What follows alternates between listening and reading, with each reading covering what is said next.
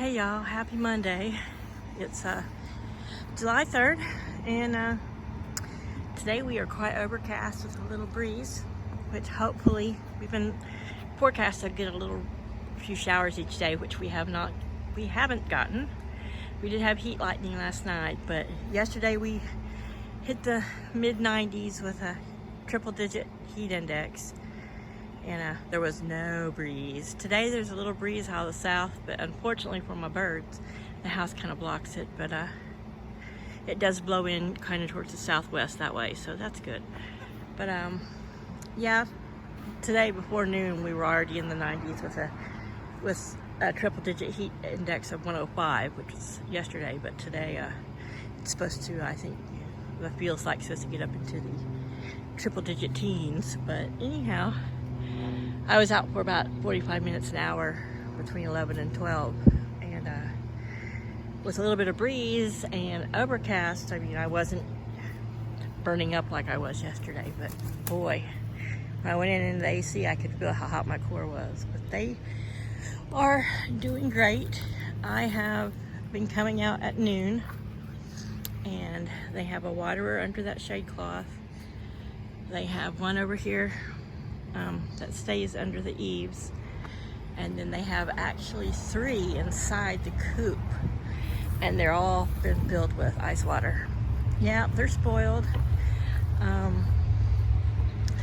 My sister in Texas last year lost some birds to the heat, and you know, I've lost some birds just like natural causes and stuff, but that's just tough, you know, and I put too much time and love and money into them to let anything happen to them. Yeah. So, like I told my sister, our fridge is getting older and we're planning on getting one of those triple door things, but my ice maker's still a beast. And I'm the only one that consumes ice throughout the day, so I've been keeping a couple gallon freezer bags full of ice, and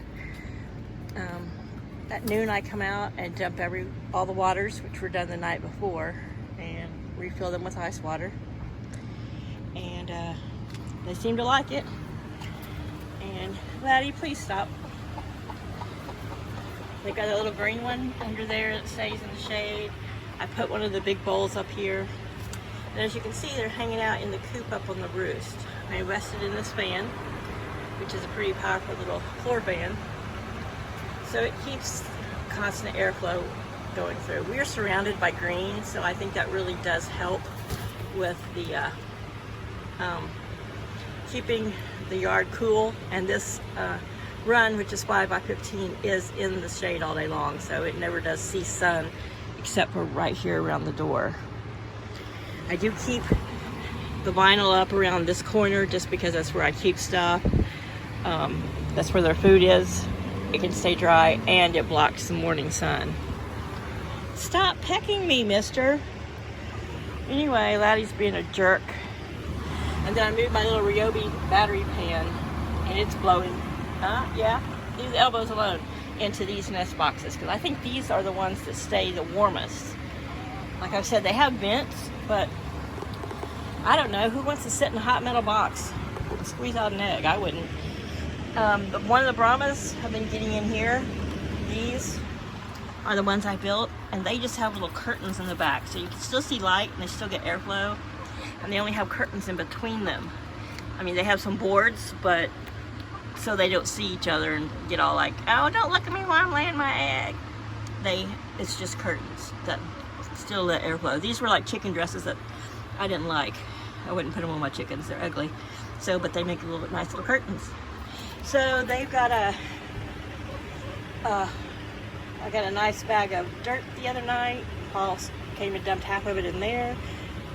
Organic soil. So they've got nice extra dirt for, you know, nice cool dust baths. And I hate to see them panting, but they've been in here drinking. This I also filled with ice water. And I come out several times a day and dump the little cups, because they're kind of backwash sometimes. Yeah, y'all kind of don't wipe your mouth before you eat. He needs another little big trim. Maybe that's why he's being a little, yeah. Cosmo has really started feeling his oats and attempting to cover his 2 girls there. but they're kind of like not having it. They're like, get off me. Made lots of noise, knocked down that little green waterer under there off this yesterday off the counter, and it popped open. I was hoping they didn't break it because they do like to drink out of it. But so I put it there under their ramp so they can't really knock crap in it, but you know, it stays shaded, and it gives them, especially when they're all in here, it gives them 3 options for water without having to, you know, stand in line or argue about it. But they've been spending a lot of time down. Laddie! Oh my God, you just slobbered on me in an attempt to attack my finger because I pointed. They've been spending a lot of time under there and up there. So yeah, and you can see their little feathers blowing, so they're happy. Let's leave the butt hut. They've been using this dusting box under the pavilion quite a lot, and then they have been getting under that little shade cloth, which has been working wonders. That little area under there stays shaded. They have ice water under there also. So yeah, they're spoiled. And if you follow the last few videos, I think the heat stresses him, but you know, he's just being a jerk. I don't even have the red Crocs on. I got the blue ones on. The ones I call my Coop Crocs. Hold on a second. I'm gonna get this door level. But anyway, that's how we're doing with the birds. Of course, as you know, Miss Moira is back out of the coop. She flew the coop the other day. I did the weekend experiment, leaving her out. Yesterday morning, she followed me into the coop and she hung out for a couple hours in there. And, you know, she got up on the roost and she wandered around. But at noon, when I came in to do the ice waters, I held the door open and she happily just trotted back out to follow me. So that experiment has worked. She's had her egg this morning. And at night, about 7:30, she's been hopping up and getting in here, and you can see she's been rearranging her bedding. And I put her food and water in here at night, just so that, you know, because it's not dark when she comes in, and because in the morning, you know, she probably gets up earlier than I do, she can have food and water. And I've caught her in the morning. I come out and she's having a little drink and a snack. But during the day, it's down here with Chaos's water. Their ice melted, but yeah. So he's a cat. He loves ice water. He loves ice. So she can get under there. This stays shaded all day, and she's got food and water. It stays cooler, of course, under this great big Norwegian spruce. So she seems to be happy. And her dust bath that she has, I said in a previous video that she made a little over a month ago when she first came out of the yard. It's a little wet now because I filled that water bin with the hose, that water bowl with the hose. I just dumped ice in it and filled it with the hose. So her spot got a little wet, but she doesn't really care. She gets over here in the shade and dust bathes her little heart's desire. Colin is getting more and more Flexo color. Not Colin, oh my gosh. I'm so used to having him as a rooster. You know, he's passed. Rest in peace, Colin. Cosmo. Look at Cosmo there. Dude, I think you need a couple more tail feathers. Yeah. Just for the majesty of it, yeah. He's like, I'm already a majestic woman. But yeah, he and the Easter eggers have been smart. There's Lily, which I don't know if she's going to lay a colored egg. She's not what you would call, quintessential Easter egger with cheek muffs, but she's a barnyard mix, so who knows, she could. Zin yesterday was the one that threw a fit when Cosmo tried to cover her. But yeah, they're staying nice and cool in there. I got a new supply of the first Saturday lime, so I'm not using this, composting it like for the garden. I do mix lime in it to keep down flies and things like that, but one thing I am proud of is that there's never any stink in my coop. It doesn't smell like a coop, it just smells like the rest of the outdoors. And their roofs stay pretty clean. They were just clean earlier this week, and then I spray all of their roofs down and all the wood with it's called Primo. It's a mite spray, And so, and then when they're sleeping at night, I can come in here and especially when they're standing, and even when they're not sleeping, I can squirt their little legs with it. I haven't seen any mites on my birds at all, so knock on wood, it stays that way. But yeah, this is about the time of day. By 11, their whole yard is in sun. And that big tree back there, oh look, this is Fairy. She has the key to the coop. Shades until about 11. And you know, they do get out and sunbathe a little bit, but the past few days have been so hot. You know, there's one of the Brahmas all spread out. She likes to spread out there on the pallet. I don't know if it's because air flows underneath her and there's grass. I don't know. Yeah, she's been doing this like, this is comfortable. So all I can think is that the grass and the foraging greens that I grow in between the slats provide, you know, cool, and both ends of the pallet are still open, so you know there is airflow. So I guess she likes it. But yeah, we've been in red and orange alerts most of the week, and today's the first day. Yesterday was probably the first day we were out of an alert, but now we've got this horrible heat. Garden's doing great. I posted a photo on Facebook. I picked about one serving, or a good sized serving for an adult, of green beans. They are loaded. Let me get here. They're loaded with little baby green beans. But there was like, let's see if you can see in there. Yeah, but there was a handful of full size, and I don't like to let them get so big. These are, again, I'll post the name of them in the description. These are the Landis stringless beans, bush beans by Haas Tools. This is the second year I've done them, and I can't say enough. They're good, they're very prolific, they're very dependable. So, potatoes, they bloomed. I know I saw blooms on this one. I saw a couple blooms on all of them. I just hope they're all going to produce. So dragonflies have been getting between this mesh here where I have overlapping. So about every day I'm out here freeing a dragonfly. Come on, come on. There you go. It's gotta be, you know, good omen. Maybe today we'll get some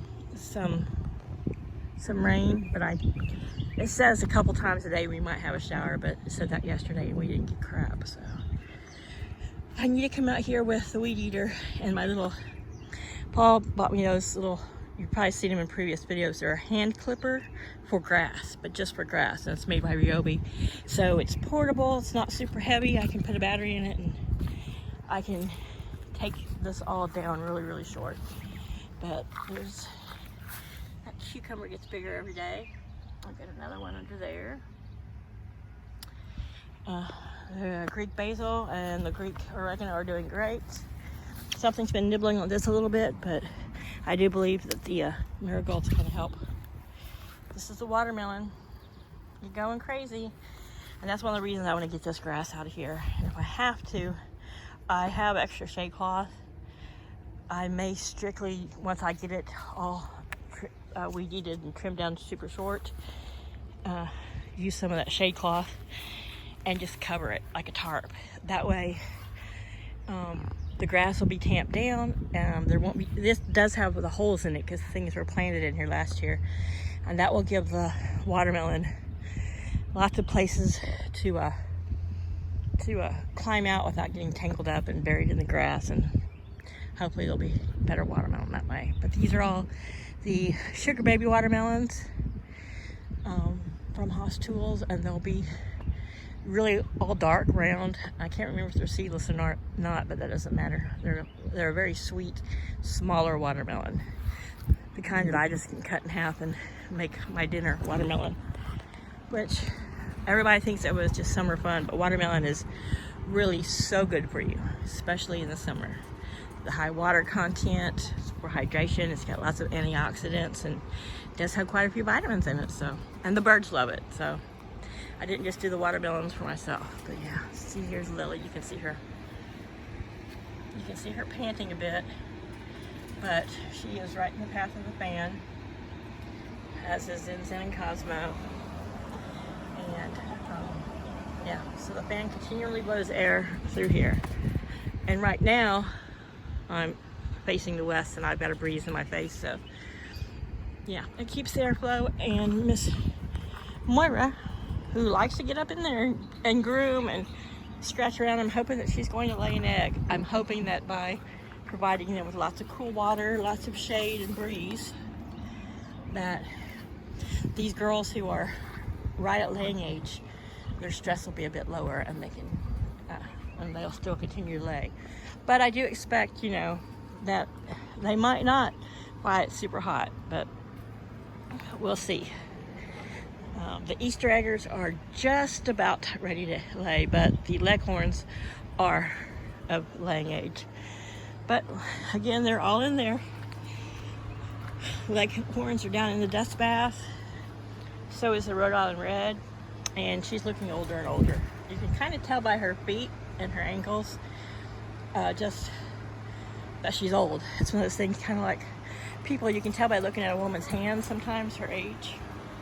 Not always, but your hands will show it, and their legs and feet will show it. But the big girls are, you know, Luna can still be a bit of a head-hid bitch, but at least in here they can get up away from her, and she's not as prone to chasing them in here.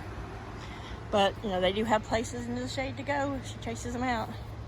The Brahmas have been loving it under there, so I've been having to check and make sure they're not laying under there. But no one has yet, so I don't think that they will think of that as a place to lay. But anyway, we're all good. Chaos has gone back into the shadows under a bush somewhere. I noticed he and little Miss Niamh down there like to get up under this, which I need to come in and take a lot of it out, but it makes me less inclined to when it's this hot, because it does provide a lot of cool shade. But there she is. She's like, I'm in the shade right now, Mom. She's doing good, and she seems happy to keep her chicken socializing just at the edge of the fence. And she doesn't go there a lot, but can always be nose to nose with the other girls. So I think she's content. And in mornings, if she wants to follow me in there for a little bit, that's fine. And when she is in there, and I can make sure that Luna Houdini, aka Heather #1, isn't going to run out, I just hold the door and she comes right back out. So she seems content. She seems to have her perimeter of the yard. If any robins come within about 10 feet of the coop in this area, she spreads her wings and makes herself look big and chases them off.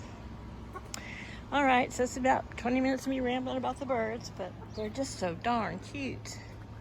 I got the sprinkler on up front. Oh, there's a robin on the bird bath. I moved the bird bath out of the garden so that it stays in shade all day long. I think the birds appreciate that. They're not having to take a warm bath. And it was cloudy, so I had turned the sprinkler on out here. I'm gonna go turn it off now, but we've got more little wildflowers coming up. Look.